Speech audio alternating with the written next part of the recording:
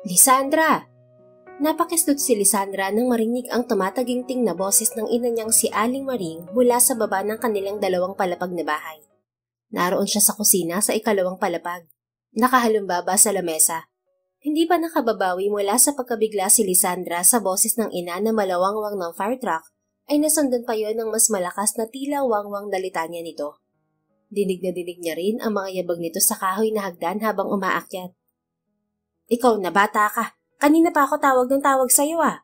Hindi ka na naman naiingi dyan. Nakatulala ka na naman ba? Napangiwi siya sa narinig. Ang totoo, hindi niya narinig na tumatawag pala ito dahil sa kanyang mga iniisip. Akmang sasagot na siya ngunit dire-diretso naman to. Abay, kahihilamos mo lang, gagawa ka na naman ng muta dyan sa silid mo. Hindi ba't sinabi ko na sa'yong magbantay ka ng karinderya? Hindi yang nangangarap ka na naman ng gising dyan. Lalong tumabingi ang ngiti sa mga labi niya. Lagot ka, Lisandra. Humanda ka na naman sa mahabang pamisa ngayong umaga. Dali-dali siyang tumayo, dala ang tasang pinag-inuman ng kape at hinugasan sa lababo. Opo, Nay, papunta na po dyan. Saglit lang po. Paparian na. Ikaw na bata ka. Puro kasaglit lang. Inaabot ka na ng siyam-siyam kakasaglit lang. Namilog ang mata niya nang makita ang ina sa may pinto ng kusina. Pawisan ito at namumula ang mukha sa inis. Nakahanda na ang puting towel nito na alam niyang kapag hindi pa siya kumilos ay tiyak na sa kanya tatama. Hay, Inay. Tabingi ang ngiting bati niya sa ina. Anong hay-hay ka dyan? Inay, kay aga-aga high blood kayo. Relax lang po kayo at baka ma-stroke. Paano hindi? Kay aga-aga lumilipad na naman yung utak mo. Malakas nitong saad. Hahakbang pa sana ito palapit sa kanya pero mabilis siyang umikot patungo sa kabilang gilid ng mesa. Sige, Inay, bababa na po ako at tiyak na maraming customer. Hindi na niya hinintay na makapagsalita ito at nagmamadali na siyang lumabas ng kusina. Hoy, Lisandra Mendoza, kinakausap pa kita. I love you, Nay. Natatawang Anya habang halos talunin ang bawat baitang ng hagdan para lamang makalayo sa dumadakdak na ina. Ikaw na bata ka talaga, naku, oo. Dinig pa niya ang malakas na boses ng ina pero idinaan na lamang niya yun sa halakhak. Sanay na siya rito at rutina nila yon tuwing umaga. Madalas kasi siyang nangangarap sa umaga ng kung ano-ano. Wala namang masama dahil libre namang mangarap. Ang mga marites nga nilang kapitbahay may pangarap din. Yun ay ang mangalap ng mga taong chichismis sa iba. Pero pansin niya ring tila nasosobrahan na siya sa kanyang pagde-daydreaming. Kaya madalas, daig pa nilang mag-ina ang may action show sa umaga. Nang makababa ay nagmamadali siyang tumungo sa karinderya nila na nasa harap lang ng bahay nilang yari sa semento at yero. Pasado 5:30 pa lang ng umaga pero may ilan ang kumakain. Dali-dali niyang inabot ang apron at isinuot yon. Sunod niyang pinusod ng buhok at naglagay ng hairnet. Hindi kalakihan ng kainan nila, pero sinisikap nilang pasarapin at panatilihing malinis ang mga pagkain doon. Gayon din na dapat ay maayos at presentable ang paligid at tumatao roon, upang sa ganoon ay tangkilikin sila ng mga customer at balik-balikan. Kaaga ng aksyon niyo sa taas ah. Komento ni Rosa. Isa ito sa magtitinda at serbidora ng kanyang ina. Kaparehas niyang 21 anyos ito, kaya magkapalagayan na sila ng loob. Kulang ang araw kapag walang aksyon, Rosa. Nakangising sagot niya at sinimulang tingnan kung ano-ano pang kulang o kailangang gawin sa tindahan. Sinikap talaga ng kanyang ina na itaguyod ang maliit nilang negosyo na yon para sa kanya. Fourth year college na siya at kasalukuyang kumukuha ng kursong culinary arts. Pero ang gusto talaga niyang kunin ay engineering. Ang kaso, ayaw ng ina niya. Isa pa, bago mamatay ang ama niya, ay naghabilin ito sa kanya na tulungan ng kanyang ina sa pag-aasikaso ng kanilang kainan. At dahil nag-iisa at ulirang anak naman siya, wala siyang pagpipilian kung di ang sundin yon. Bakit kasi hindi sila gumawa ng isa pang gaya ko? Ang tipid naman nila sa anak. Kung may kapatid lang sana ako, mas masaya ang buhay namin. Himutok ni Alessandra. Sa bagay, maninibago ako kapag hindi ko narinig ang tumataginting na boses ni Aling Maring sa umaga. Natatawang tugon ni Rosa na nagpabalik sa isip niya. Nginitian ni Lisandra ang babae bago pumuesto sa likod ng mga nakahilerang ulam. May ilan pang trabahador na nagsisidatingan kaya humanda na siyang estimahin ng mga to. Dinidevelop pa ang lugar nilang yon sa Malvar, Batangas, kaya karamihan sa customer nila ay mga construction workers. Magandang umaga, Lisandra. Bati ng isa sa magtatrabahong customer nila. Kaya naman ako siyang pumasok eh. Ay ganiriga naman kaganda ang makikita ko sa umaga. Kahit ata hindi ako magalmusal, busog na ako na rin. Puntong Batangas na pagbibiro naman ng isa pang may edad na ring lalaking construction worker. Hay nako, kay aga-aga ay pambobola ang ginagawa ninyo. Kung nabili na galaan kayo ay mas gagandang umaga ko. Sagot niyang lakip ang matamis ng ngiti sa mga labi. Ikaw naman, Lisandra, napaka-excited. Eto na nga at bibili na. Ano kang masarap dyan at ng matimusan? Tanong ng naunang lalaki. Abay lahat ho yan ay masarap. Proud niyang wika. Ay hindi naman pwedeng lahat yan ay titimusan namin. Wala kaming maibabayad sa'yo. Payag kagang utang. Natatawang naiilang natura ng isa pang trabahador. Kayo na ho ang bahalang pumili kung gayon. Basta wag lang utang at kaaga pa. Sigurado naman ho akong hindi kami mapapahiya kapag natikman na ninyo ang mga putahing are. Kasarap ko magluto eh. Binuksan niya ang mga lalagyan na may pritong ulam. Ay paano kung ikaw ang ibig? Pagbibiro ng isang batang trabahador na sinundan ng tawanan ng iba pang mga kasama nitong construction worker. Tiningnan niya ito at peking ninitian. Hindi ako masarap, mapait ako lalo na sa mga walang modo. Napakamot sa batok ang trabahador. Binibiro ka lang naman, ganda. High blood agad. Kaganda mo pa naman. Nagbibiro lang din naman ako kaya bumili na kayo at nang kayo makapagsimula ng magtrabaho. Nakangising turan niya. Ari na nga at bibili na. Bigyan mo nga ako nitong pritong manok saka isang kanin. Sabi ng naunang matandang trabahador. Ayun naman ang sinasabi ko, bibili din naman pala may mga pambobola pa eh. Masiglang sabi ni Lisandra. Nagkanya-kanya ng pili ng bibili ng mga trabahador. Ang totoo ay sanay na si Lisandra makipagbiroan sa mga to. Sa ilang taon nilang may karinderya, iba't ibang tao ang nakakasalamuha nila.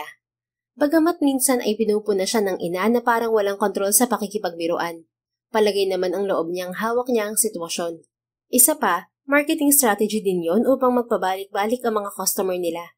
Kapag masungit siya, baka magsilipat ang mga ito ng kainan. Nga pala, Lisandra. Kuha ng isang trabahador sa kanyang atensyon habang nakaupo ito sa harap ng lamesa. Oh. Total ay napag-uusapan ng ibig-ibig na yan. Kami kayo may babalita sa yung piyong maiibigan mo. Simula ni Juan. Isa ito sa matagal ng construction worker doon sa kanila. Kayo talaga, ang aga-aga ay pagmamarites ang ginagawa niyo. Kunuway angil niya, pero ang totoo ay bigla siyang na-curious. Ayaw mo ata, ay di wag na laang. Ari namang si Juan, sisimulan-simulan ang hunta tapos ay hindi itutuloy.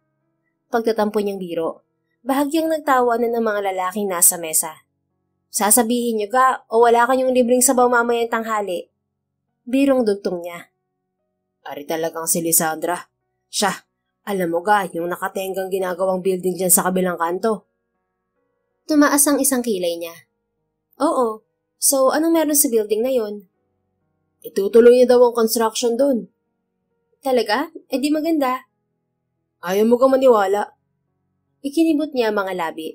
Hindi naman sa hindi siya naniniwala. Pero ilang taon ng tenga ang pagpapagawa roon. Magkokolehiyo pa lamang siya ay itinigil na yon. Halos nagawa na nga ng kung ano-anong nakakatakot na kwento ang gusaling yun. Kese hodang kaya raw natigil ang gawa roon ay may mga kung ano-anong nagpapakita. Napangiwi si Lisandra sa naisip. Hindi pa naman yun kalayuan sa kanila. Tanaw lang. Nag-iisip ka na naman dyan ng kung ano-ano, girl. Tapik sa kanya ni Rosa. Binalingan niya ito. Wala naman akong sinabi ah. Wala nga, pero yung mukha mo, daig pa ang nakakita ng multo. Huwag kayong maniniwala dun sa kung ano-anong kwento. Singit ni Manuel na isa ring trabahador. Ang tunay, nagloko laang talaga ang engineer ng gusaling yun. Nadispal ko niya ang pera kaya natigil ang konstruksyon. Wala namang pamimilian ng may-ari kung hindi ang ipatigil ang gawa, lalo at malaking perang nawala sa kanya. Pero may nakakita yata na buyer kaya ibibenta na lang. Mukhang na-trauma pa ata yung may-ari dahil sa lokong engineer na yun. Bumalik ang tingin ni Lisandra sa mga trabahador. Nakaarko ang isang kilay.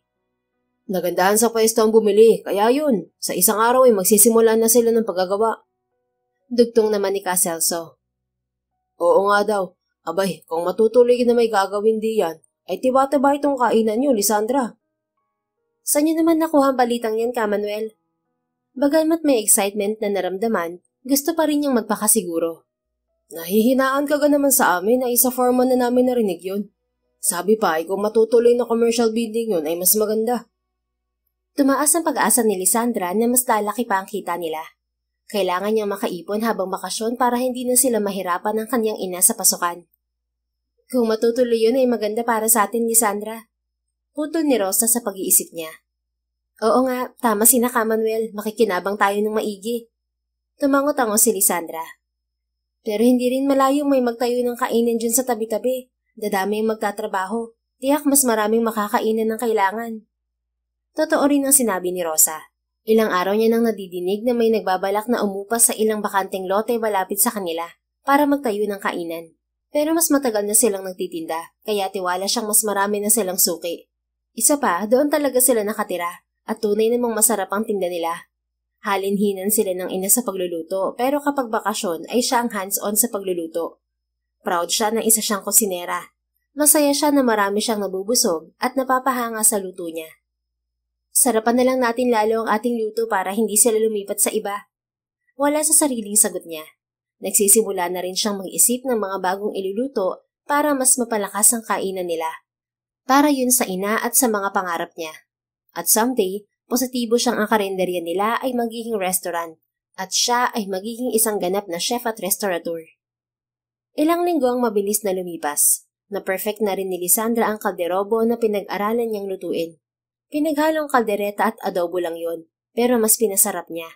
Ang nakakapanlumo lang, hindi pa rin sinisimulan ang paggawa sa inabando ng building. Lalong tumitindi ang init ng sikat ng araw kapag ganyang busangot ang mukha mo. Puna ni Jenna sa kanya. Isa rin ito sa kanilang serbidora. Mag-aalas 11 na at mamaya lang ay mapupuno na naman ang kanilang kainan ng mga trabahador. Pero habang wala pa ay abala siya sa pagtanaw roon sa hindi pa natatapos na building. Kailan ba nila sisimulan ng paggawa sa building na yun? Nakangusong tanong niya habang nakatanaw sa abandonadong building. Nakapangalumbaba pa siya sa lamesa. Nakarinig siya ng tila sinupil na tawa pero hindi niya yun pinansin. Nagpatuloy lang siya sa pagtunganga. Miss? Wala sa loob na napalingon siya sa nagsalita. Muntik na siyang mangod-ngod sa lamesa kung hindi madaling nasalo ng lalaki ang kanyang ulo. Oops, careful. Anito. Madali siyang napatayo at lumayo sa lalaki nang tila makuryente siya rito. Nalilitong tiningnan niya ang mapupungay nitong mga mata. Unti-unting lumarawan ang matamis ng ngiti sa mapupula nitong mga labi. Para naman siyang nahipnotismo at nanatili lang na nakatingin dito, partikular sa mga labi nito. Tikhim ng lalaki. Napakislot si Lisandra. Ano ho yun, sir? Pulang-pula ang mukhang ibinalik niya ang tingin sa mga mata nito. Kakain sana ako kaso hindi ba nakakatunaw? Ang alin ho? Ang mga pagkain niyo, miss. Sa titig mo pa lang kasi tunaw na ako eh. Mas lalong namula si Lisandra at kaagad na nag-iwas ng tingin dito. Ano ho ba ang gusto niyo, sir? Pag-iiba niya sa usapan habang mariing kagat ang pang-ibabang labi. Kung pwede nga lang maglaho na lang siya, ginawa na niya. Tumawa ito. I was just kidding, miss. Ano ba masarap dito? Napatingin siya sa kanilang mga panindang pagkain. May bago po sa menu namin, tong kalderobo. Pinuksan niya ang stainless na lagayan nito. Kalderobo? Lumapit ang lalaki at inamoy ang aroma niyon, na nagdulot naman ng matinding kaba kay Lisandra. Naamoy niya kasi ang natural na amoy nito. Lalaking lalaki. Mukhang masarap nga. Sabi nito na muling ibinalik ang tingin sa kanya. Isang order niyan, miss, tapos 2 kanin. Sige ho, dito ho ba kakainin? Oo, tingin ko kasi mas gaganahan ako rito. Sagot nito sabay kindat pa sa kanya. Namumulang itinuon ni Lisandra ang paningin sa sinasandok na pagkain. Pili na ho kayo ng mauupuan nyo. Kaunting oras na lang din kasi ay mapupuno na tong karinderya namin. Sige, salamat. Pumasok ang lalaki at pinili ang pinakasulok na parte sa tapat mismo ng kinaroroonan niya. Nang makatapos siyang magsandok ng order nito, dinala na niya yon sa kinauupuan ng lalaki. Ito na po ang order niyo, sir. Maingat niyang inilapag ang mga pagkain sa lamesa habang palihim itong pinagmamasdan. Nakasuot ito ng dark green na jacket. May pang-ilalim itong kulay white. Naka-black denim pants at white rubber shoes. May shades itong nasa ulo. Tinutulak ang malagho at itim na buhok. Nang mapunta ang mga mata niya sa mukha nito, ay kagyat na nag-init ang pisngi niya nang makita ang mapaglarong ngiti sa mga labi nito. I guess, ganun talaga ako kagwapo. Anit ng may pilyong ngiti. Pakiramdam ni Lisandra, umuusok na ang magkabilang pisngi niya sa pamumulan niyon. Maiwan ko na kayo. Enjoy your meal po, sir.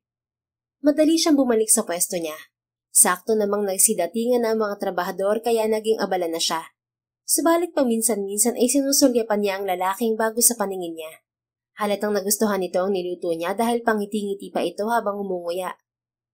Uy, Lisandra, tinatanong ka kung masarap ba daw yung kalderobo. Anang isa sa mga construction workers na bumibili. Napalunok siya at ibinalik ang tingin sa kaharap bago tumikim. Oo naman, masarap yan. Siguradong makakalimutan niyo mga pangalan niyo. Lumang joke niya na ikinatawa ng mga construction worker. Oh jeez, what's happening to me? Sigaw niya sa isip. Napa-English na siya imbis na magpuntong Batanggenyo. Sige, isang order ako. Masubukan ko nga kung masarap yung luluto mo. Sige, upo ka na. Dalhin ko na lang dun sa mesa mo. Tumango ang construction worker sa kanya. Madali niyang inasiste ang order nito bago yun isinerve dito. Agad pa yung tinikman ng lalaki. Abay kasarap nga ni Rhea. Talagang kakaiba kang magluto, Lisandra. Tunay na makakalimutan nga ang pangalan ko. Palatak nitong nagsisiyahan. Nako, mabuti naman at nagustuhan niyo. Pinag-aralan ko talaga yung recipe na yan para may bago kayo matitikman. Sus, kahit hindi naman bagong recipe, walang problema sa amin. Sasarap mo ka namang magluto. Aba, swerte ng mapapangasawa mo, Ineng. Hirit pa ni Caselso na nasa tabi lang din niya. Sus, bola pa talaga kayo, Caselso. Sige ho, kain na lang kayo ng kain. Iniwan ni Lisandra na may ngiti ang mga kumakain. Nang mapadako ang tingin niya sa lalaking bago lang niyang nakita roon, titig na titig to sa kanya, kaya madali rin siyang nag-iwas ng tingin. Subalit biglang bumilis ang pagkabog ng kanyang dibdib nang makita itong tumayo at lumapit sa kinaroroonan niya. Lisandra, right? Oo, sir. Hindi tumitinging sagot niya rito. Pwede bang isang order pa ng kalderobo at isa pang kanin? Masarap nga pala siya. Napadami ako ng kain. Sige, sir. Dalhin ko na lang ulit sa table niyo. Tumango ang lalaki at pabalik na sana sa kinauupuan nito nang makita ito ni Kamanuel. Engineer Leo, narito rin pala kayo. Hindi ko kayo napansin. Naging alerto si Lisandra sa pakikinig. Nako, medyo ginutom mo ako sa pag-i-inspection sa gusali kaya nauna na ako rito. Ganun ho ba? Mabuti at dito niya naisipang kumain. Masarap talaga magluto yung si Lisandra. Mapapa-extra rice ho talaga kayo. Pabirong wika pa ng matanda. Oo nga, mukhang mapaparami nga ho ang kain ko.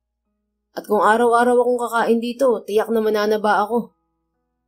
Sus, parang hindi naman ho, engineer. Bumaling ito sa dalaga. Lisandra! Tawag sa kanya ni Kamanuel. Bumaling siya sa mga ito hawak ang tray ng panibagong order ng lalaki na isa palang engineer. Ano ho yun, Kamanuel? May order pa ho kayo? Naku, wala pa. Ipapakilala ko lang naman sa iyo aring si Engineer Leo Alcantara. Siya ang namamahala ng paggawa roon sa hindi natapos na building na tanaw rin eh. Napatango-tango siya pero sa isip ay namamangha. Hindi ba hinihintay mo siya? Sabi pa ng isang construction worker na naroon. Lihim niyang pinandilatan ng kaibigan trabahador. Hinihintay? Bakit? Tanong ni Engineer Leo na napatingin sa magandang mukha ng dalaga. Kasi engineer, mas maraming paggawang building dito sa lugar namin, mas maraming customer para kay Lisandra. Kaya nga gumawa siya ng bagong recipe para talaga raw yun sa mga gagawa dun sa site nyo. Singit ni Kamanuel. Para namang gusto na lamang lumubog sa kinatatayuan niya si Lisandra. Gusto niyang pandilatan ng mata ang madaldal na matanda, pero nakatingin si Leo sa kanya na may ngiti. Yan ang napapala ng madaldal na katulad mo, Lisandra. Buko ka ngayon. Si Kamanuel naman kasi ang daldal din. Ano naman, negosyante lang ako. Sagot naman ng isang bahagi ng isip niya. Nginitian siya ng matamis ni Engineer Leo. Huwag ka mag-alala, Lisandra. Sa Monday, mag-uumpisa na kaming mapagawa. Mas darami ang customer mo kaya ihanda mo na ang sarili mo.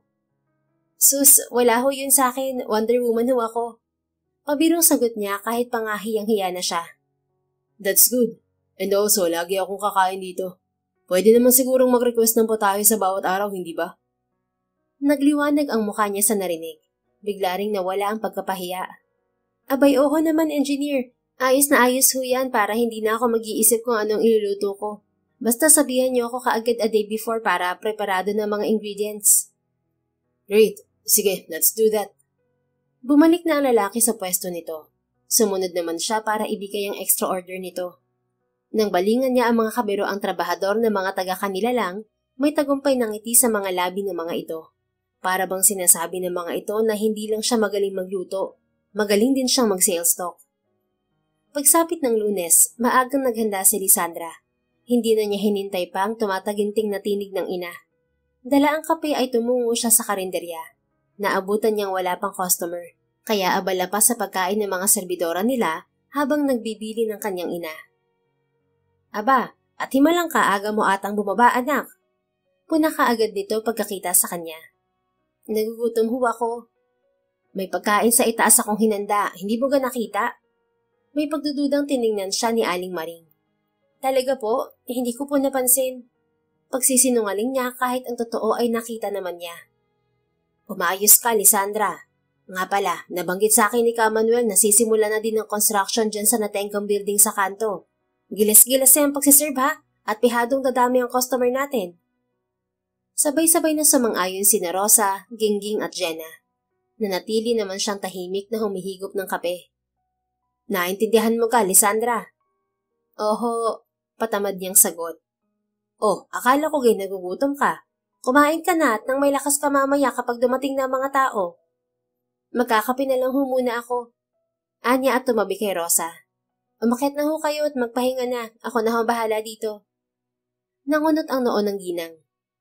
Hindi kaya nilalagnat kang bata ka? O baka ikay nanuno sa likod bahay natin?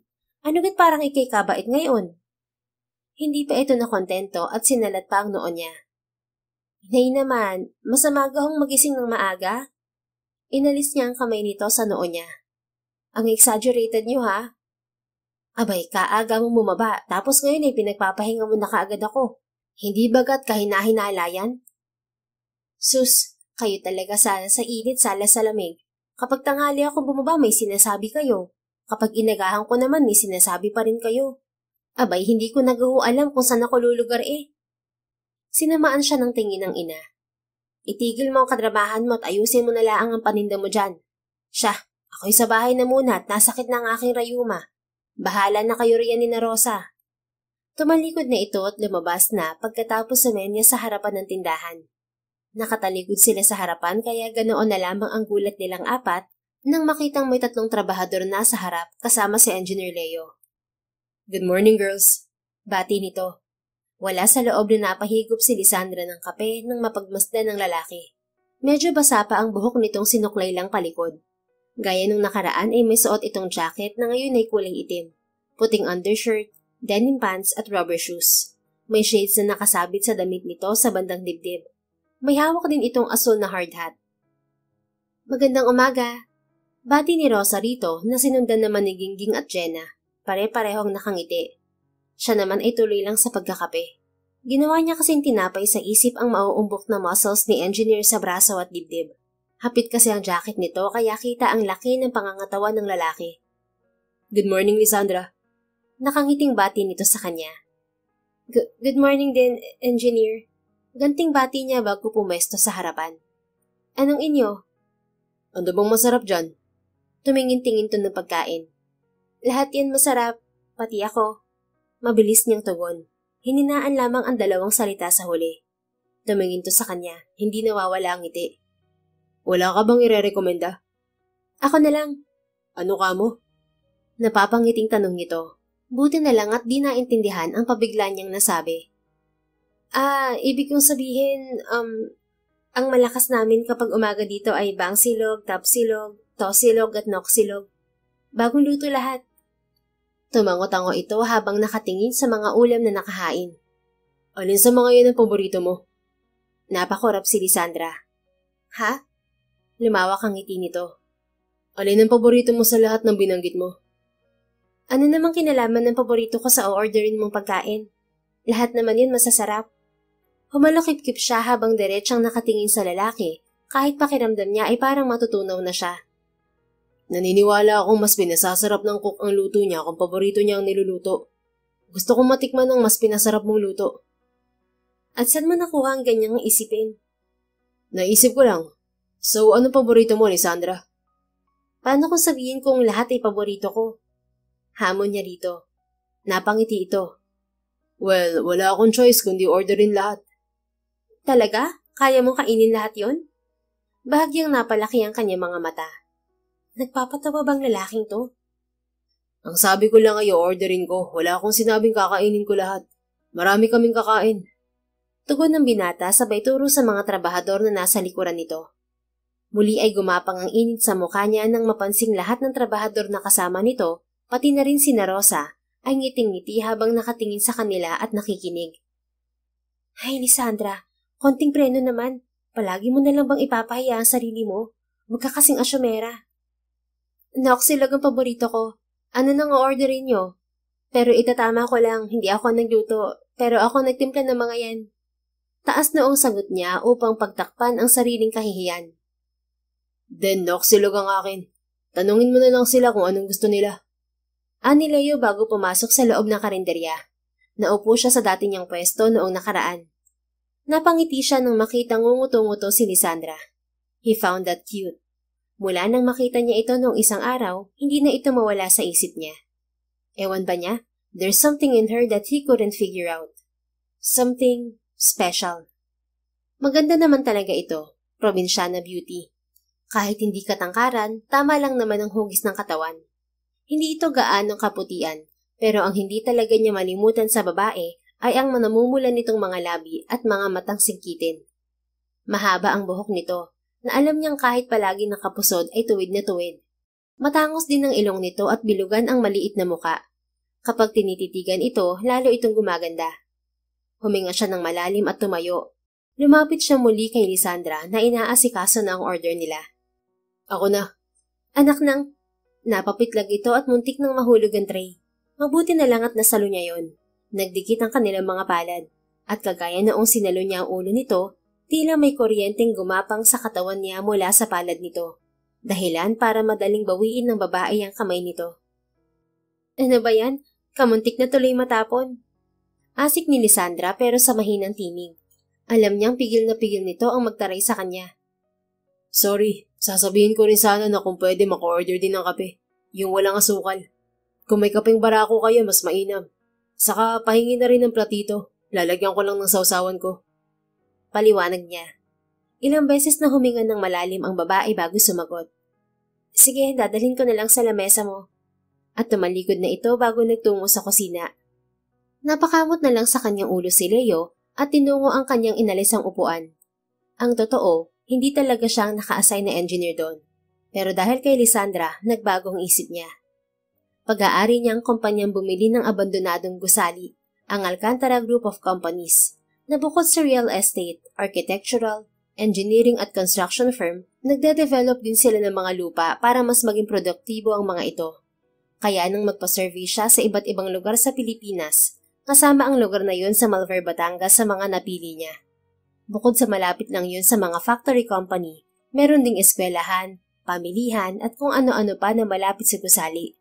Kaya sigurado siyang hindi magtatagal ay mas lalakas pa ang industriya ng nasabing lugar sa hinaharap. Tamang-tama sa nakaplanong commercial building na i-renovate nila. Ito na ang kape at platito, Engineer Leo. Otomatikong gumuhit ang matamis ng ngiti sa mga labi niya nang tumingin kay Lisandra. Salamat. Walang anuman. Enjoy your breakfast. Akmang tatalikod na sana ito nang muli siyang magsalita. Pwede mong mag-request ng ulam para bukas? Masarap talagang magluto ang babae, kaya kahit noong isang araw niya lang yun natikman, hinahanap-hanap na niya. Nagliwanag ang mukha nito. Sure, ano bang gusto mo? Basta siguraduhin mo lang na kaya kong iluto.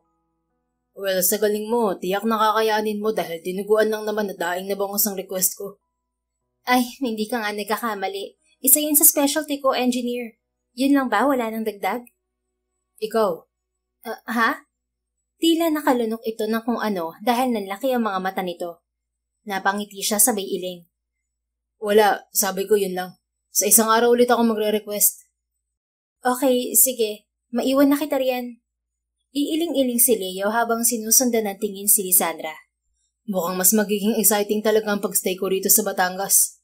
Mabuti na rin yun para makakalayo ako sa pangungulit ni Mommy. Kung sino-sino kasing babae ang pinapadate sa akin, ayoko naman. Leia was already 33 years old. Mula nang mamatay ang kanyang ama, nabuhos ang atensyon niya sa pagtatrabaho, kaya wala na rin siyang oras para sa pakikipagrelasyon. Kaya rin ang mommy na niya ang gumagawa ng paraan para naman daw hindi na malungkot sa mansyon nila dahil dalawa na lang sila. Gusto na raw nitong makarinig ng iyak at tawa ng mga bata. Gusto na raw nitong makita na may nagtatakbuhang mga apo sa mansyon nila. Well, kapag naman nakita na niya ang babaeng para sa kanya talaga, hindi na siya magpapaligoy-ligoy pa. Ang tanong nga lang, sino nga ba? At muling napatingin si Leo kay Lisandra kasabay ng pagngiti. Nang mga sumunod na araw at linggo ay naging abala lalo si Lisandra sa karinderya.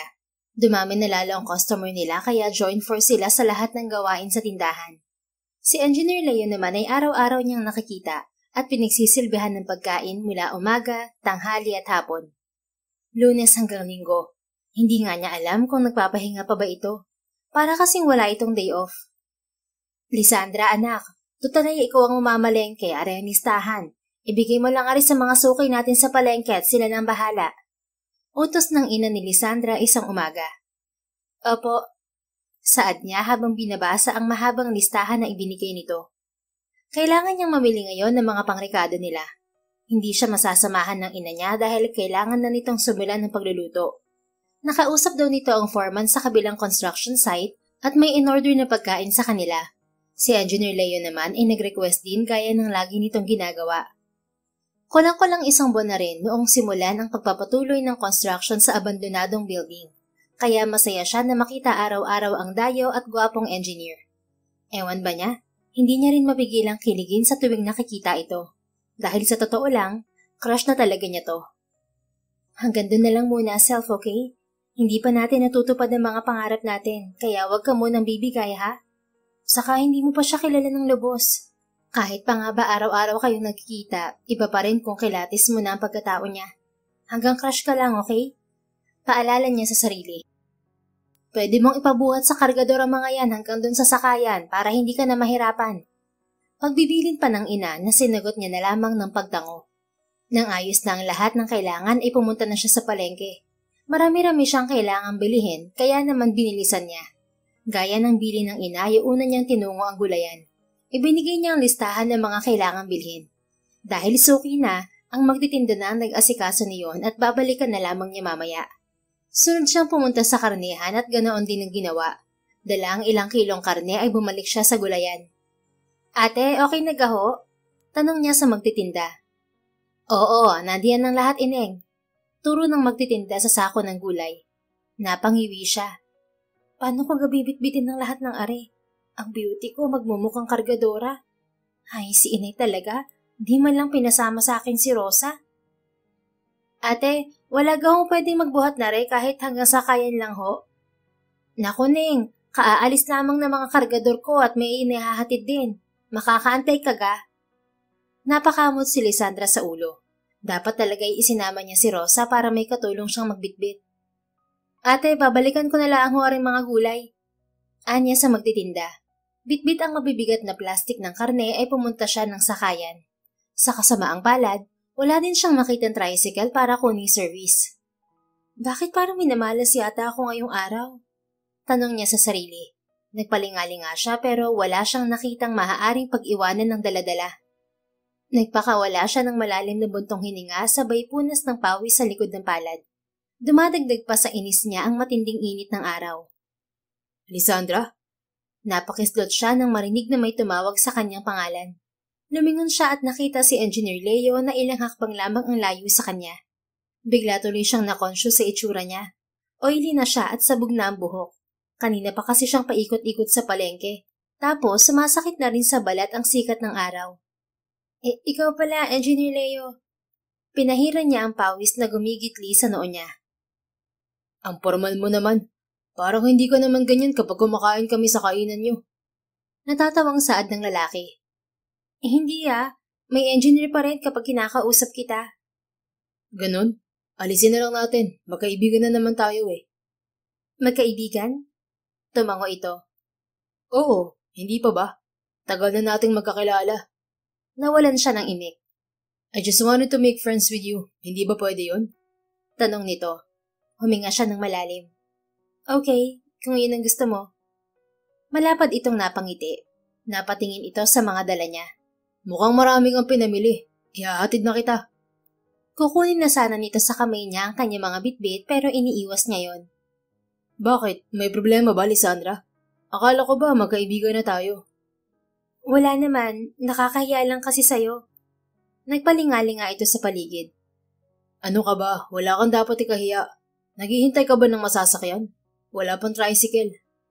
Nakagat niya ang labi. Bakit nga ba walang masakyan ngayon? Nasaan na ba mga tricycle? Liz. Napatingin siya dito. Liz? Ulit niya sa sinabi nito. Yes, you said we're friends now, right? That's how I wanted to call you. Liz. Pero kung ayaw mo naman, Hindi. Mabilis niyang putol sa sinasabi nito bago pa maunawaan ang ginawa. Ang ibig kong sabihin, ayos lang. Sus, pakipot pa Lisandra. Ang sabihin mo, gustong-gusto mo talaga. Pahabol ng kanyang isip. So Liz, dahil magkaibigan na tayo, ihahatid na kita. I don't want to hear bakit at hindi. Papunta rin naman ako sa construction site kaya wala ka nang maidadahilan pa. Wala siyang nagawa ng kunin ni Leo sa kamay niya ang kanyang mga bitbit. Nakaparada dun ang sasakyan ko. Tara. Itinuro nito ang parking ng mga sasakyan ng 4 wheels. Napahanga siya sa makisig at mamahaling kotse nito. Wow, yayamanin. Aba, natural. Engineer kaya ang kaharap mo. Pabulong niyang sagot sa sarili. May sinasabi ka, Liz? Napatingin siya sa lalaki, pagkaway mariing umiling. Wala naman. So, let's go? Yaya nito. Hahakbang na rin sana siya pasunod dito, kaso ay naalala niya ang mga gulay na pinamili. May problema ba, Liz? Napatigil ito at nilingon siya nang maramdamang hindi siya sumusunod dito. Kumibot ang mga labi ni Lisandra. Tumingin siya sa mga bitbit nito. Huwag mo sabihin sa akin kukunin mo mga to. These are very heavy. At kung mananatili tayo sa gitna ng initan, mas lalo lang bibigat ang mga to. Sabi pa ni Leo. Alanganin siyang tumingin dito. Hindi. Ano kasi engineer, hindi lang to ang dala ko. Actually, kaya ako narito dahil naghahanap ako ng tricycle na pwedeng sitahin. Anya sa nahihiyang tinig. Okay. Nasa bang iba mo pang pinamili? Hindi siya kaagad tumugon. Nakatitig lang siya rito. Paano naman kasi? Bakit ba ang gwapo nito at tila hindi man lang pinapawisan? Samantalang ako mukhang basang sisiw na. Sa sobrang gwapo, munti ko na tuloy malimutan ng mga pinamili ko. Buti na lang naalala ko agad, kundi lagot ako kay inay. Lisandra? Untag nito. Agad niyang ipinilig ang ulo. Nasaan ang iba pang pinamili mo? Tanong ulit nito. Ano kasi, iniwan ko pa sa gulayan, may isang sako pa doon. Ganun ba? Sige, halika na, kunin natin. Muli nitong tinungo ang papunta sa parking. Teka lang. Mabilis na napasunod si Lisandra kay Leo. Isasakay muna natin to sa sasakyan ko bago natin kunin ang mga pinamili mong gulay. Okay. Hindi na siya tumutol pa. Tumigil sila sa tapat ng isang kulay puting Everest. Napakakintab ng sasakyan nito na para bang bagong bili. At dahil mausisa siya, hindi na siya nahiya pang magtanong. Bagong bili to? Hindi ko kasi nakikita ron sa karinderya. Hindi, mag-iisang taon na to. Nakapark lang to lagi rin sa site. Malapit lang naman sa tindahan nyo kaya nilalakad ko lang kapag kakain ako sa inyo. Tugon nito habang binubuksan ang likod ng sasakyan. Tumabi siya dito para tulungang buhatin ng mga plastik. Pero maagap siya nitong naunahan. Dito na lang natin nilagay sa likod. Tatangon na sana siya nang mapansin niya kung gaano kalinis ang likuran ng sasakyan nito. Wala man lang nakalagay na kung ano, kahit ang carpet ay parang bagong linis din. Diyan mo ilalagay ang mga to? Nag-aalinlangan niyang tanong na ang tinutukoy ay ang mga karneng pinamili. Oo. Bakit? May bala ka bang kalungin to? May himig ng pagbibirong tanong ng lalaki. Abat, nakukuha mo pa talaga magbiro? Kita mo na ang nahihiya ako. Nakakatawa ka ha? Sinamaan niya ito ng tingin. Humalakak ang lalaki. Look at you, Liz. Ano? Wala, sabi ko cute ka. Bakit? Palagay mo sa akin, aso. Aso lang ba ang cute? Saka, hindi pa naman ako tapos sa sinasabi ko. Cute na maganda. That's how I describe you. Namula si Lisandra. Umayos ka nga. What? Maayos naman ang sagot ko ah. Anito, ipapatong na sana nito ang mga karne sa trunk ng kotse pero pinigil niya. Teka lang, napatingin to sa kanya. Bakit na naman? Seryoso ko talagang kakalungin mo tong karne, Liz? Hindi, anggal niya rito. Bakit pa na yung pigil mo sa akin? Kasi nga ang linis-linis niyang sasakyan mo tapos dyan mo ilalagay ang pinamili ko. Karne ang laman yan sa mga isda, kaya baka magtagas ang dugo tapos lalansa ang sasakyan mo. So? Anong so? Lalansa nga tong sasakyan mo. Paliwanag niya na para bang wala itong alam sa mundo. Nah, I don't mind. May air freshener naman sa loob ng kotse ko. Saka madali naman tong ipalinis. Pangangatwiran naman ng lalaki. No, hindi pa rin ako papayag. Nakapamaywang na wika niya at lumingalinga sa paligid. Hintay lang, mabilis lang to. Tumigil ang mga mata niya sa mga kartong nakatambak sa isang sulok ng pamilihan. Dali-dali siyang kumuha ng ilang piraso doon, ipinagpag, bago binalikan ng lalaki at inilatag iyon sa ibabaw ng carpet ng sasakyan nito. Yan, pwede na siguro to. Nagpalipat-lipat ang tingin ng lalaki sa inilagay niyang karton bago sa kanya. May sumilay ng ngiti sa mga labi nito. Well then, thank you, Liz. Pagkatapos nitong mailagay ang mga karne ay isinara na nito ang pinto at binalingan siya. Let's go? Okay. Maaga pa para husgahan ni Lisandra si Leo, pero tila wala talaga itong arte sa katawan. Walang anuman din dito nang binuhat nito ang sako ng gulay na binili niya. Hindi nito alintana kung marumihan man ang suot na jacket o humawa ang amoy niyon sa damit nito. Halika na, Liz. Lumigid ito sa kanan ng sasakyan at binuksan ang pinto. Sakay na. Salamat. Kiming wika niya bago sumakay sa passenger seat. Pinagmasdan niya ang lalaki habang umiikot ito patungong driver's seat. Hindi rin niya mapigilan ang pagngiti. Ang gwapo talaga at ang bango-bango. Kung ganito makikita ko sa araw-araw, aba, talaga namang masisipag pa ako at gaganahan. Anya habang nakahawak sa dibdib na malakas na kumakabog. Parang kakaiba na to ah. May sinasabi ka ba, Liz? Ha? Hindi niya namalayang nakaupo na pala sa tabi niya ang lalaki. Ngumiti ito. Gwapo talaga ako kahit sa kanggulo tignan. Ang kapal. Naputo lang iba pang sasabihin ni Lisandra nang dumukwang ito sa kanya at ikinabit ang seatbelt sa kanyang katawan. Pakiramdam niya, tumigil sa pag-ikot ang mundo ng ilang segundo. Kahit ang pagkabog ng kanyang dibdib ay tumigil din. There, mas maigi na yung nag-iingat tayo. Napakurap-kurap si Lisandra habang nakatulala sa mukha ni Leo. Liz? Muli siyang kumurap pero para talagang nag-freeze ang isip niya. Napakunot ang noon nito. Are you okay? Hinawakan pa nito ang kamay niya dahilan para mapapidlag siya. Ay, Nuno! Nuno? As in duwende? Nasaan? Nagpalingalinga ito. Gustong matawan ni Lisandra pero sinupil niya yun. Lalo pa nga at hindi mapalagay ang puso niya. Nawala na, baka tumakbo. Nakataas ang isang kilay na tiningnan siya nito. Ginugood time mo ba ako, Liz? Bakit ka naman maniniwala na may Nuno nga? Nakakita ka na ba? Napailing-iling si Leo. Halika na nga, baka kung saan pumupunta ang usapan natin. Nito bago pinaandar ang sasakyan nito.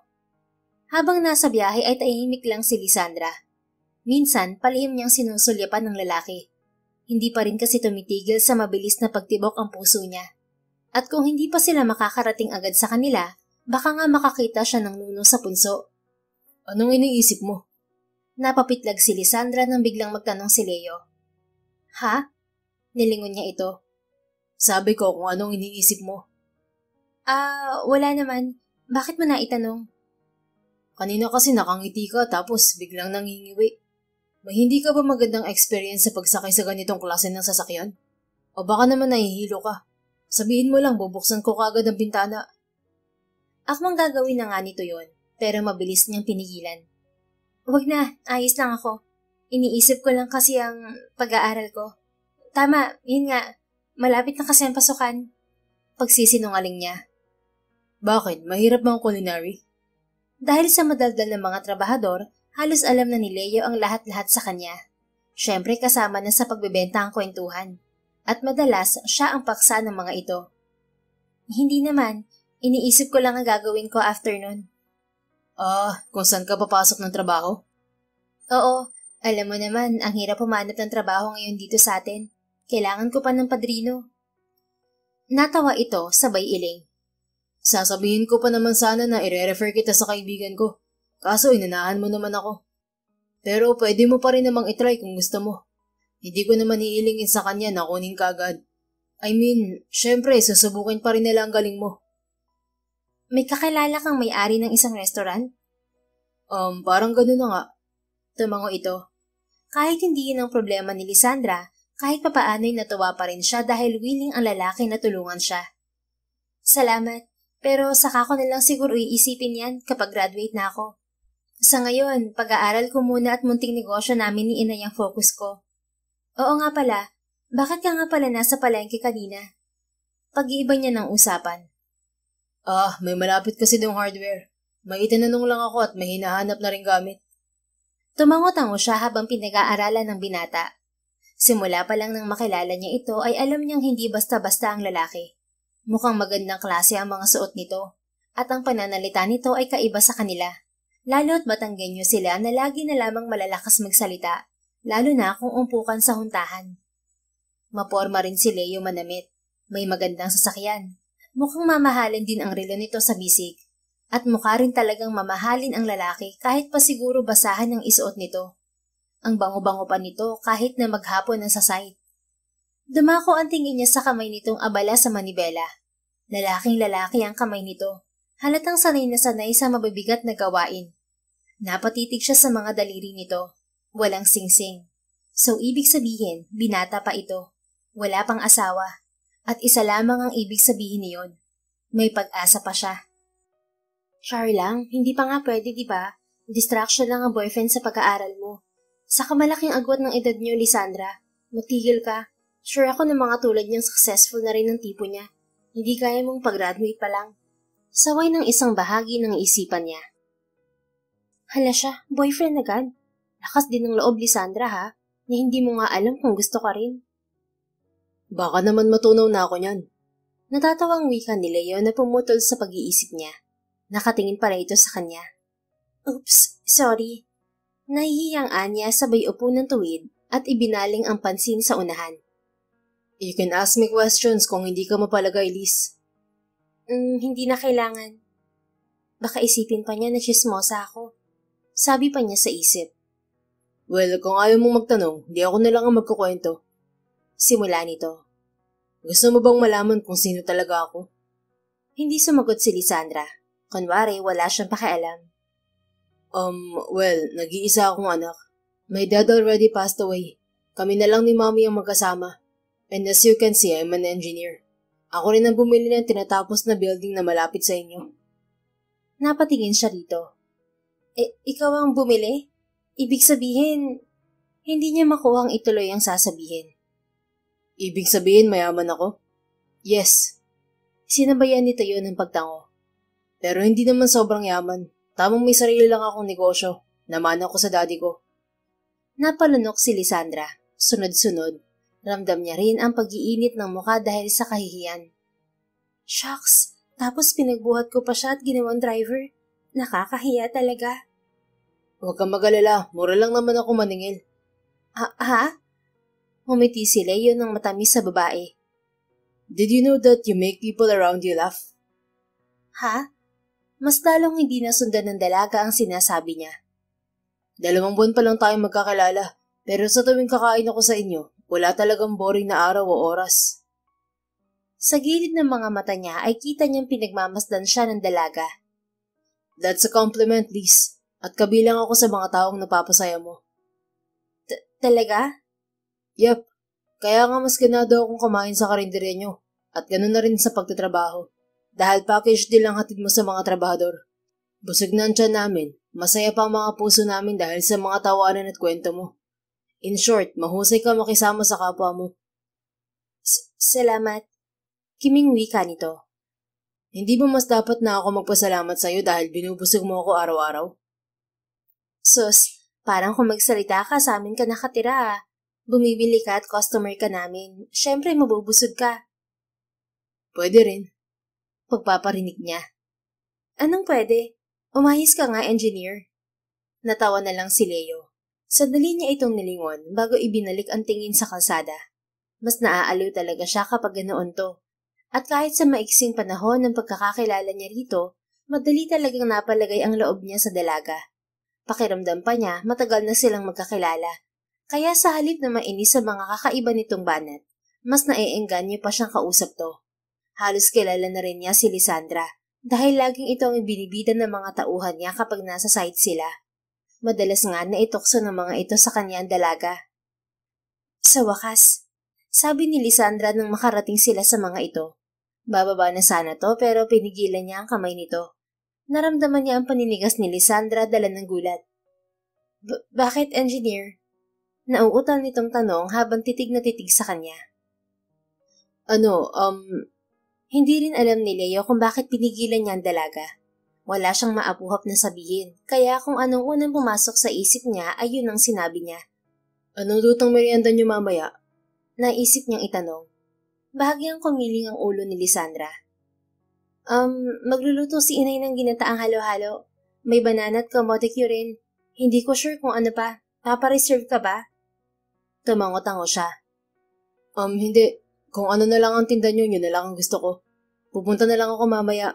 Ikaw rin naman natatao riyan, di ba? Oo naman. Lagot ako kay nanay kapag hindi ako tumulong. Saka baka hilahin ako sa paa ni itay kapag hindi ko tinulungan si inay. Pabirong usaad nito. Naikwento nga sa kanya ni Ka Manuel na wala na ang ama ng dalaga. Pero kahit ganoon, hindi naman niya ito nakikitaan ng lungkot. Masayahin pa rin na labis niyang nagustuhan rito. Leo, baka pwede mo nang bitiwan ng kamay ko. Anito. Napatingin siya sa magkahugpong pa rin nilang mga kamay. Oo nga pala, sorry. Napakamot siya sa ulo bago ito pinakawalan. Wala yon. Bumaba na ang dalaga at sumunod naman si Leo para kunin sa compartment ang pinamili nito. Pagpasok pa lang nila ng kainan ay napakarami ng lakong kwento ng dalaga, bagay na nagpangiti kay Leo.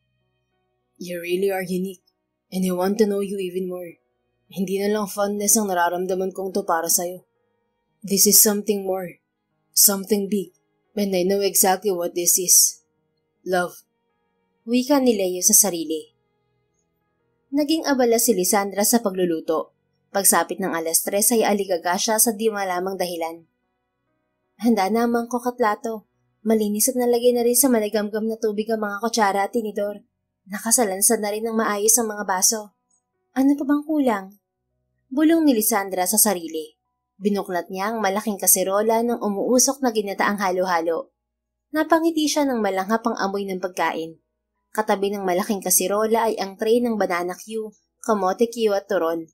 May pinalalamig din siya sa ref na leche tin kung sakaling gusto ng mga mamimili ng something na malamig. Ayos na yan. Anugat parang hindi ka mapakali dyan. Puna ni Rosa. Wala naman. Pwera na lang sa itsura nitong karinderya natin. May gulay. Ano bang nasa isip ng lalaking yun at dito napiling kumain kung kaya naman niya sa mamahaling restaurant bumili? Dugtong niya pa sa isip. Humila siya ng upuan at naupo. Palihim niya ang sinulyapan ng relo. Malapit nang mag-3:00 kaya tiyak na dadig sana ang mga manggagawa maya-maya lamang. Kakain ka si Engineer Leo Dine? Tanong ni Jenna na kapapasok lang. Pinakuha niya ito ng mga soft drinks just in case na maubusan sila ay makakapaglagay agad sila sa fridge. Siguro, pagsisinungaling niya.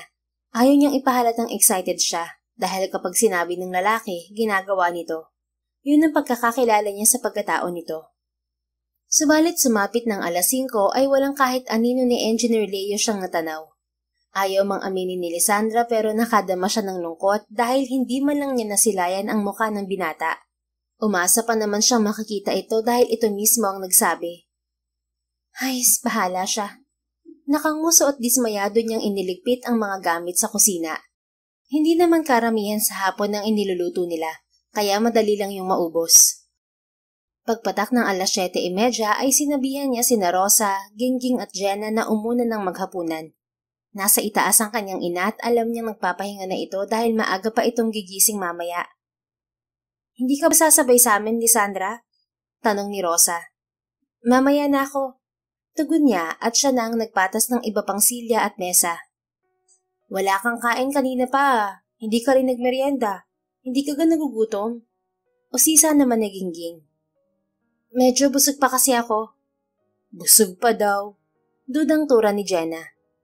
Kumain na nga lang kayo dyan at nang maaga tayo makapagpahinga ngayon. Itinaas na niya ang huling silya nang biglang may nagsalita.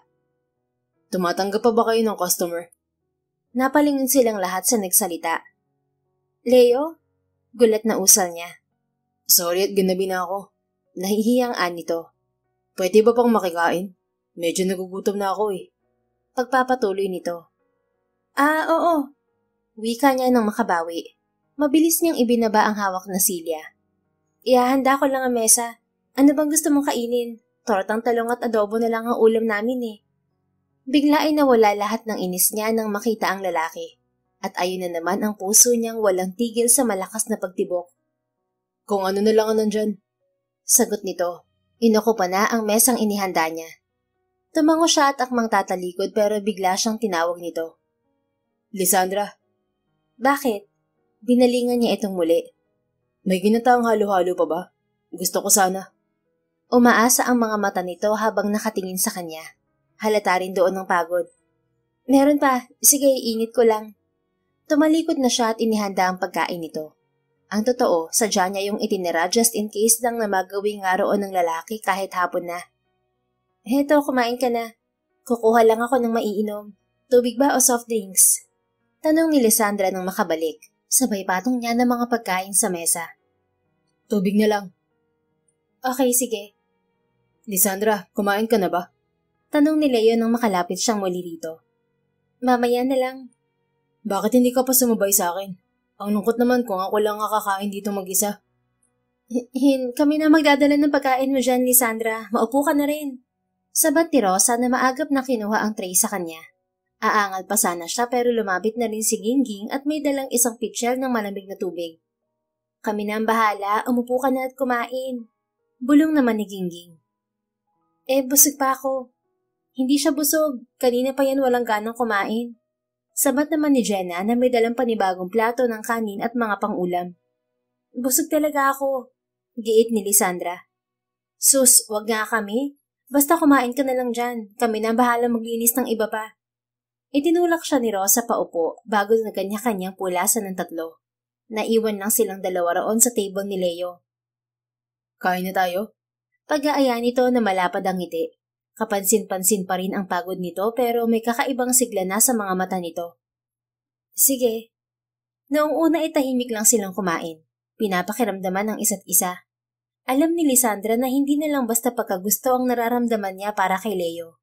Pero ayaw naman niyang i-encourage ang sarili, lalo pa at marami pa siyang mga pangarap na kailangan tuparin.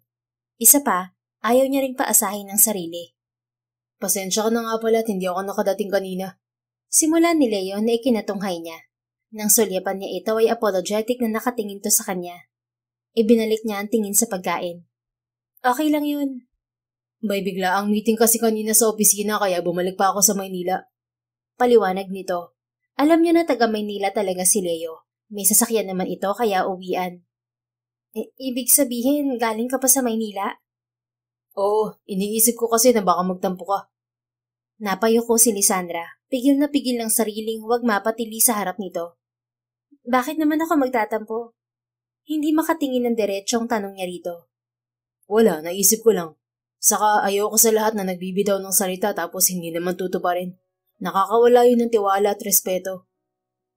Ganun ba? Nag-angat siya ng ulo at sandaling tiningnan ito. Halos hindi na niya kasi malunok ang kinakain dahil sa kilig. Ngumiti si Leo.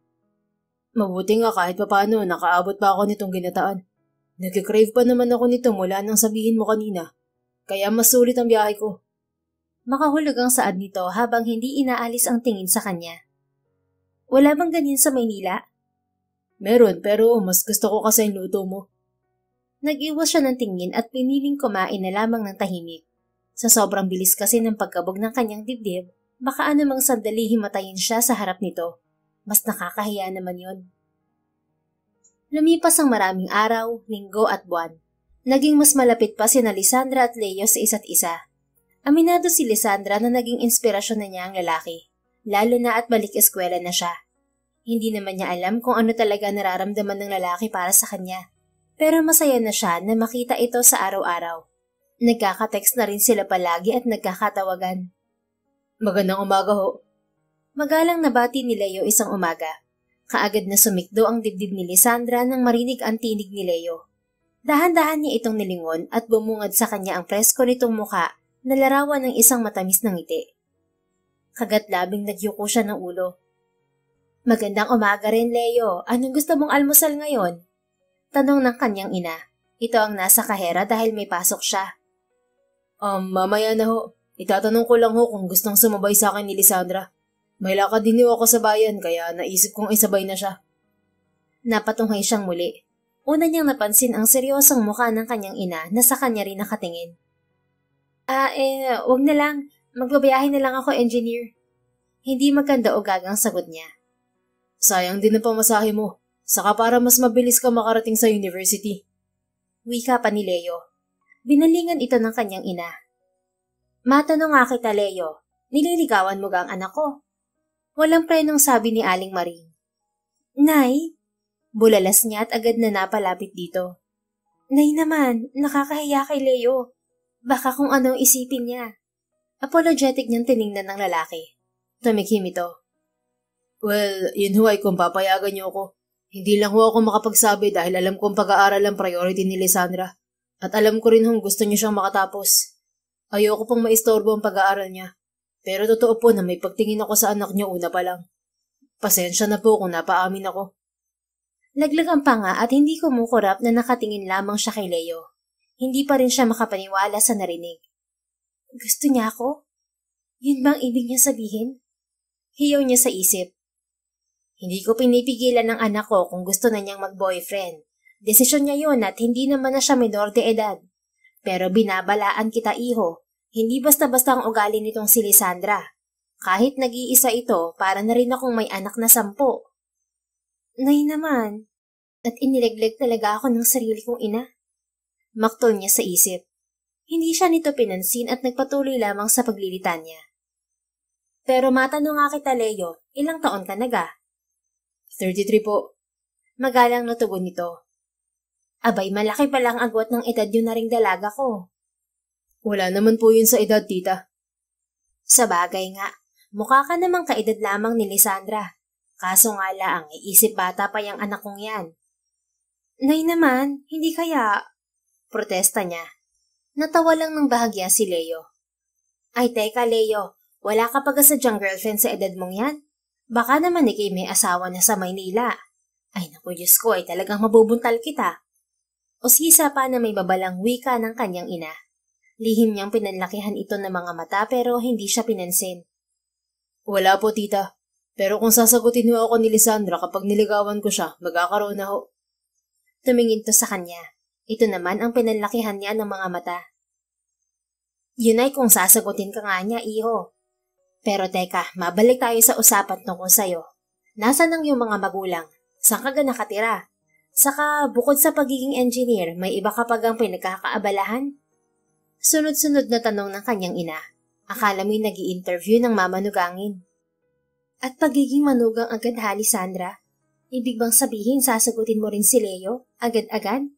Tapos kapag inayak ng pakasal, oo lang ulit? Buska niya sa isip. Wala na ho akong tatay, tita. At ang mami ko naman po, nasa Maynila. Sa Makati po kami nakatira. Bukod ho sa pagiging engineer, may negosyo rin ho ako. Hindi ho gaanong kalakihan pero kaya naman hong bumuhay ng pamilya. Pahambol pang sagot nito na ikinataas ng kanyang kilay. Binalingan siya ng kanyang ina.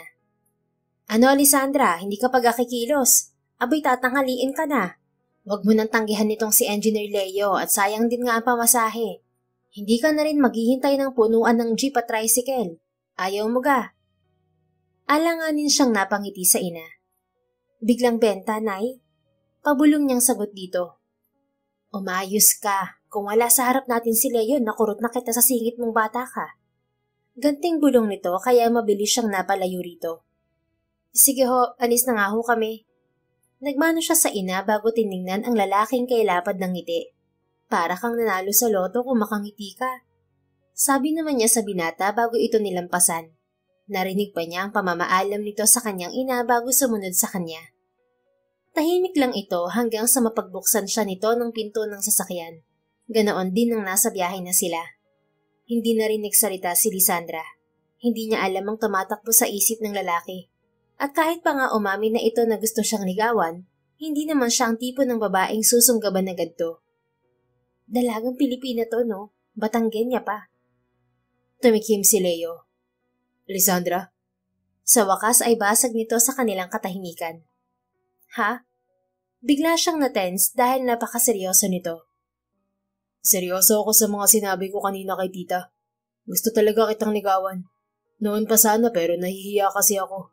Buti at tinanong ako ng inay mo kanina kaya nagkalakas ako ng loob na magtapat. Bakit? Yun ang unang salitang pumasok sa kanyang isipan. Kailangan ba ng dahilan para magustuhan kita? Hindi siya nakapagsalita. Kahit nga siya, kapag tinatanong niya ang sarili kung ano nga ba ang nagustuhan niya kay Leo, hindi rin siya makasagot. Pero isa lang ang nagtutumining sa kanyang isip. Mabuting tao ang lalaki. Hindi nangingilag na makisama kahit na kanino. Pero kung kailangan talaga na may rason, mahihirapan akong isa-isahin ang mga yun. Masyado kasing mahaba ang listahan ko pagdating sa'yo. Dagdag pa ni Leo na sandali siyang nilingon bago itinutok muli ang tingin sa kalsada. Leo, mahinang usal niya. Hindi na kasi siya makahinga. You are very smart, kind and easy to be with, Lisandra. You're also a loving daughter, and you prioritize what needs to be prioritized. You have big dreams, and I admire you for achieving them one step at a time. Hindi ka nagmamadali. Hindi ka katulad ng ibang kaedad mo na padalos-dalos. Alam mo kung kailan titigil at kung kailan magpapatuloy. You fear God and love those He created. You're also the only woman who makes me laugh, even if I was just thinking of you. But most of all, a great chef. Ikaw lang yata ang chef na palagi kong hinahanap-hanap ang mga luto. Kung pwede nga lang 24/7 kitang kasama, hiniling ko na. But that was too soon. Kasi sa ngayon, kailangan mo nang ligawan kita kung papayagan mo ko. Kasi kung hindi naman, handa rin ako maghintay kahit na gaano pa katagal. Mahabang wika nito. Bawat salitang binitiwan ni Leo ay dahilan ng paglobo ng puso niya sa saya at kilig. She was overwhelmed by his words. Baka nga isang buka pa ng bibig nito, oo na agad ang lumabas sa bibig niya. Hindi na tayo magpapakipot pa. Minsan lang akong kiligin ng ganito, susulitin ko na. Hindi rin naman tutol si inay. Kaya erase na ang dalagang Pilipina at ang distractions. Dahil hindi naman ganun sa akin si Leo. Inspirasyon ko pa nga siya. Sabi niya sa isip. Anong ibig mong sabihin na napakaaga pa, Leo? Yun talagang gumugulo sa isip niya. You still have dreams ahead of you. At hindi ko hahadlangan na marating mo mga yun. Kaya kung papayagan mo akong ligawan kita at sagutin mo ko, gusto ko lang sabihin sa'yo na hindi lang sa pagiging mag-boyfriend-girlfriend ang bagsak natin. Because I'm serious, Lisandra. I want to marry you someday. Kasal?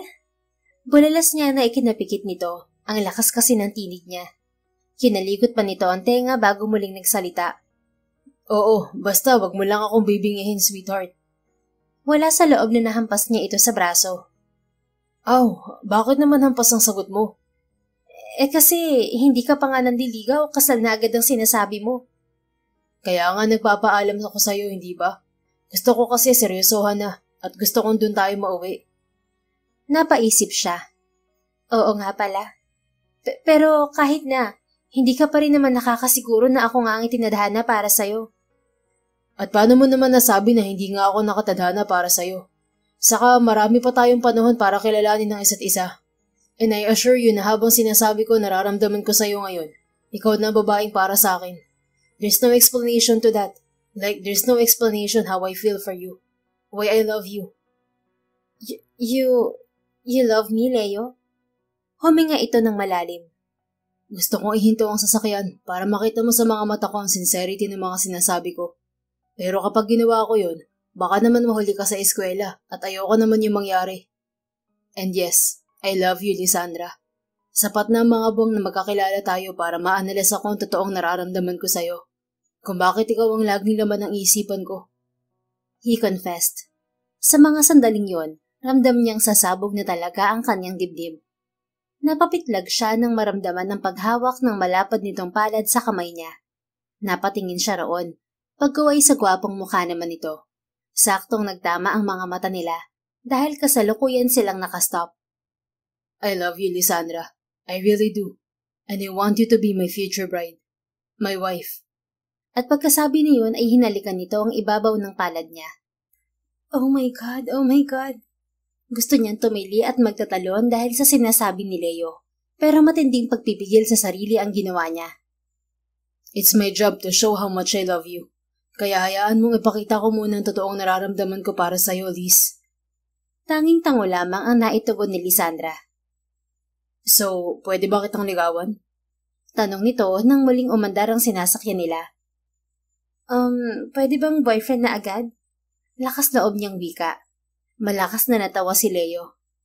Iba ka talaga, baby ko. Ibang klase kung pasayahin mo ako. Pero teka, sigurado ka ba dyan? Baka nabibigla ka lang. Hindi naman ako nagmamadali. Lumabi siya. Doon na rin naman ang tuloy nito kasi matagal na rin naman kitang gusto. So bakit ko pa patatagalin? Baka sa kakapakipot ko mapunta ka pa sa iba. Di ako lang ang mababroken heart sa huli. Well, wala na rin akong pwedeng ikatwiran sa sagot mo dahil tama ka naman. But if ever na makadistract ako sa'yo, lalo na sa pag-aaral at mga pangarap mo, I'm willing to give way. Pero hindi ibig sabihin nun lalayo ako. I will just always be by your side, cheering and supporting you until you achieve your dreams. Mas lalong humanga si Lisandra sa mga narinig na yon mula kay Leo.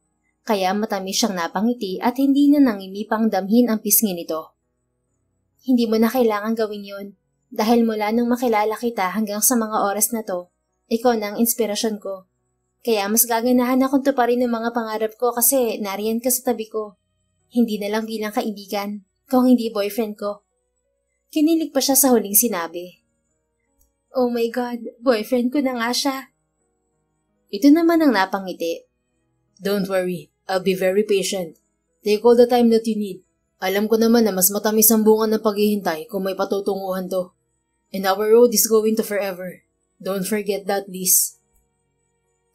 Mas lalo mo lang pinatunayan na karapat-dapat kitang mahalin, Leo. I love you. At nakangiting inihilig niya ang ulo sa balikat nito. And I love you most. Kasunod niyon ay naramdaman ni Lisandra ang paglapat ng mga labi nito sa ulo niya. Mula ng araw na yon, mas naging porsigido pa si Lisandra sa pag-abot sa kanyang mga pangarap. Natapos niya ang kanyang pag-aaral at napasaya ang kanyang ina. Nag-apply din siya kaagad ng trabaho sa sinasabi ni Leo na kaibigan nitong may-ari ng restaurant sa Maynila. Sakto talagang opening ng bagong chef, kaya sumubok siya at natanggap din naman siya kaagad. Naipakilala na rin siya ni Leo sa mami nito at halos malula siya nang makita kung gaano talaga kayaman ang kasintahan. Humble lang talaga ito at ayaw sabihin na sobrang yaman talaga nito. Maganda ang pakikitungo kay Lisandra ng ina ni Leo. Gusto na nga agad nito ay magpakasal sila at bumuo ng apo nito. Gayunpaman, gaya sa pagluluto, sinigurado talaga ni Leo na wag madaliin ang lahat. Yung tipong hindi sobrang tamis, hindi rin naman sobrang alat, o kaya hindi maanghang. Yung tamang-tama lamang ang timpla at hindi rin overcooked o hilaw. Hindi ba gano'n naman ang pag-ibig? Mas masarap kapag balanse lang ang lahat. Pero nangako sila sa kanilang mga ina na kapag handa na sila pareho sa kasal, ay matutupad agad ang hiling ng mga ito na apo. Magkakilala na rin kasi ang mga ina nila at masaya sila na magkasundo ang dalawang ginang. Mabilis na lumipas ang mahigit 1 taon. Mas lalong tumatamis ang pagmamahalan ni Lisandra at Leo. Talastas na nila ang ugali ng isa't isa pati na rin ang topak nila. Parang hindi malaking agwat ng edad nila dahil kahit kailan ay hindi naging problema ang edad sa relasyon nila. Love, heto na! Masiglang anunsyo ni Lisandra habang dala ang tray ng kanin at napaboritong kalderobo ng kanyang fiancé. Amoy ko na nga. Excited na saad ni Leo habang nakaabang ito sa lamesa. Naroon sila sa ikalawang palapag ng kanilang bahay. Mula nang maging chef siya sa Maynila, kumuha na sila ng iba pang magluluto sa karinderya. Pero lahat ng recipe, si Lisandra at ang ina pa rin nito ang gumagawa. Binabalak na rin ng kanyang inay na palakihin pa ang munti nilang negosyo at wala namang problema yun sa kanya. Unti-unti ay tuto pa rin niya ang pangarap na magkaroon sila ng ina ng restaurant na pangmasa. Kain ka na, love. Mukhang mapapadami na naman ang kain ko Anito, wala namang okasyon pero ganoon lagi silang dalawa. Kapag may pagkakataon, umuuwi rin ito sa Batangas at binibisita rin ang tapos ng commercial building na ipinagawa nito. Kapag naman hindi, sa Manila na lang sila nagkikita. Abala man sila sa kanya-kanyang career, hindi pa rin sila nawawalan ng oras na makasama ang isa't isa. Dapat lang at palagi kang pagod. Naupo si Lisandra sa tapat nito. Hindi ka ba kakain, love? Papanoorin mo lang ba ako? Tanong ni Leo habang sumasandok ng ulam. Busog na ako kapag nakikita kang busog. Magiliw niyang turan. Ay, hindi pwede yan. Kailangan mong kumain. Sigurado ako napagod ka sa dami mong niluto. Pahinga mo ngayon sa trabaho sa Manila pero tumulong ka pa rin sa karinderya nyo. Kaya halika na, sabayan mo ko. Hindi na siya nakatanggi nang subuan siya nito. Kapag kasi may oras siya, tumutulong talaga siya sa karinderya nila. Masarap ba? Tanong nito. Siyempre, luto ko kaya to. At sa luto kung to ikaw nahulog. Natawa si Leo ng malakas bago siya hinalikan ng mabilis sa mga labi. At mas lalo po ako mahuhulog ng gusto kapag ikinasal na tayo, love. Muli siya nitong sinubuan bago ito sumubo ng para sa sarili nito. Nasabi ko na ba sa'yong mahal magpakasal sa Batangas, Leo? Biro niya rito. Mas mahal kita, aking Lisandra. At opo, aware ako na mahal magpakasal sa mga taga Batangas. Wala yung problema sa akin dahil pinaghandaan ko na ang kasal natin noon pa. Oo mo na lang ang hinihintay ko. Ganyan mo talaga ako kamahal, no? Talagang pinag-iipunan mo na ang kasal natin? Siyempre naman, love. Pangarap kaya kita noon pa. Kaya pakakasalan kita kapag handa ka na. Paano kung sabihin ko sa'yo handa na ako? Talaga, love? Hindi mapuknat ang ngiti na paniniguro ni Leo. Noon kasing first anniversary nila, nag-propose na ito sa kanya. Nag-yes siya pero sinabi niya sa nobyo na hindi mo na sila agad magpapakasal. Dahil gusto pa niyang ma-enjoy ang buhay matapos niya makagraduate sa kolehiyo. At naunawaan naman siya ni Leo. Ang gusto lang naman nito ay assurance, kaya nagaya na ito ng kasal last year. Opo, at huwag ka mag-alala, hindi mahal ang kasal sa akin. Simpleng wedding lang ang gusto ko. It's okay, love. Kahit simple o magkarbong kasal ayos lang sa akin. Ang mahalaga, magpakasal tayo. We will, Leo. Handa na ako. Salamat sa paghihintay at pagmamahal. Sa saya ay nayakap siya ni Leo at siniil ng halik sa labi. Pagkatapos nilang kumain ay tumulong sila sa karinderya at nang wala ng customer ay namasyal muna sila at nagsimba sa bayan. Pagkatapos ng misa ay umuwi na rin sila agad. Engineer Love, ilang anak ang gusto mo? Tanong ni Lisandra habang naglalakad sila ni Leo patungo sa commercial building na pag-aari nito. Sa kasalukuyan ay marami nang umuupa ng mga business owners doon. Pero may mga admin staff si Leo roon at may sarili rin itong opisina sa gusali. Ilan bang kaya mo, Chef Love? Balik tanong nito. Bakit? Ako lang ba ang gagawa at ako lang ang tinatanong mo? Love naman. Siyempre ikaw ang magbubuntis at mga anak. At hindi birong tungkuling yun. Ayaw ko pati na nahihirapan ka. Kakamot-kamot sa ulo na anas ni Leo. Napangiti si Lisandra. Basta wag sobrang dami, carry lang. Oo naman. Siguro kapag may 2 o 3, ayos na yun. Malungkot kasi ang mag-isa. Tama, malungkot nga mag-isa. Danas natin yan pareho dahil pareho tayong nag-iisang anak. Kaya as much as possible, bigyan natin ng kalaro ang magiging panganay natin. Para rin hindi mag-agawan ng 2 nilang lola. So 2 o 5, love? Kaya? 5? Napahalakhak si Leo sa OA niyang reaksyon sabay gulo sa buhok ni Lisandra. Yumakap naman siya sa bewang nito at isiniksik ang mukha sa leeg nito habang naglalakad sila. Biro lang, love. Basta kahit ilan ang ibigay na blessing ng Lord sa atin na anak, ayos sa akin. Suggestion lang naman po ang 5. Ikaw talaga? Pero nasabi ko na ba sa iyong swerte ako sa'yo, Leo? Masaya ako na bigla ka nilang dumating sa karinderya namin. Ang gwapong engineer na nakapagpabilis ng tibok ng puso ko the moment I saw him. Na hindi ko alam na mamahalin pala ako ng tunay. We're meant to be, love. Dinala ako ng tadhana papunta sa'yo. Did you know na tinanggihan ko ang project na yan sa lugar niyo dahil nilalayuan ako sa main office sa Manila? Pero hindi ko akalain na ikaw pala magpapabago sa isip ko. And look at me now. Palagi na ako narito sa lugar niyo dahil dito ko natagpuan ng babaeng panghabang buhay kong mamahalin at magiging ina ng mga anak ko. We're both lucky and blessed to each other, sweetheart. I love you, Leo. I love you too, Lisandra. Sa ikalawang anniversary nila ay formal siyang niyaya muli ni Leo ng kasal sa harap ng kanilang mga ina at kaibigan. Matagal-tagal na rin ang pinaghintay ni Leo. Alam ni Lisandra na si Leo na ang the one niya, kaya excited siya na makasal sa nobyo. 4 na buwan din ang hinintay nila bago sila tuluyang naikasal. At pagkatapos niyon, nagsimula na silang bumuo ng masayang pamilya sa piling ng isa't isa. Nag-resign na si Lisandra sa trabaho. Nagpatayo na lamang sila ng kanyang ina ng restaurant na pangmasa na matagal na nilang pangarap. Salitan silang mag-asawa ng uwi ng bahay sa Manila at Batangas upang hindi magtampo ang kanilang mga ina. Sa durasyon ng kanilang pagsasama, natupad ang 5 anak na gusto ni Leo. Labis-labis ang pasasalamat nilang mag-asawa dahil pinagkalooban sila ng masaya at puno ng pagmamahal na pamilya. The End. If you enjoyed this story, please don't forget to like, subscribe, comment, and share. Your support helps us reach more people and spread the love. Thank you for tuning in, and we're looking forward to seeing you again soon. In the meantime, please take care and may God bless you always.